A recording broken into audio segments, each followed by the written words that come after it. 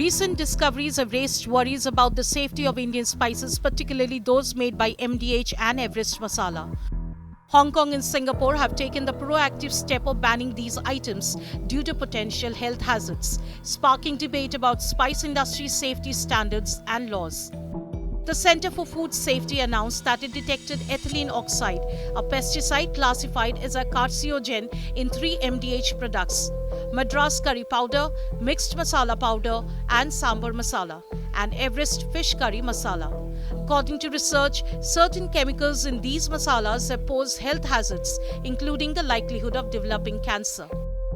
Indian spices are well known over the world for their flavor and aroma, and they play an important role in many nations' culinary traditions. However, the most recent finding of substance called ethylene oxide have prompted the concerns about the safety and quality control practices in the spice production business. Let's first understand what is a ethylene oxide.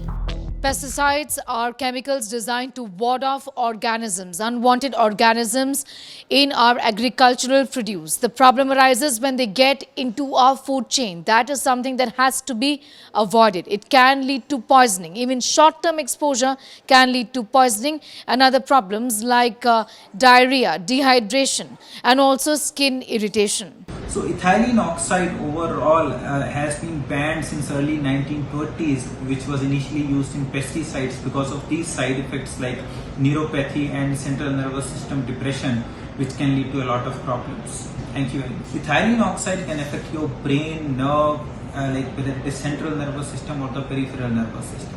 So when it affects brain, it affects your attention, it affects your memory, it affects your concentration, it affects your judgment, it makes you slow and clumsy so that you are not able to decide what to do. In high doses, it can also lead to symptoms of Parkinson's, which can be slowness, stiffness, tremulousness, stiffness of the body. Authorities in India are now under pressure to address these concerns and ensure the safety of spices sold to overseas markets. The Food Safety and Standards Authority of India has been requested to conduct a thorough investigation and impose strict regulations to prevent the sale of potentially hazardous items. Consumers should exercise caution when purchasing Indian spices, particularly those derived from names such as MDH and Everest Masala. While more research is needed to fully understand the health consequences of these products, the food industry must prioritize safety and openness. Hong Kong and Singapore's restrictions are a wake-up call on regulators and manufacturers to implement strong quality control procedures and adhere to safety regulations.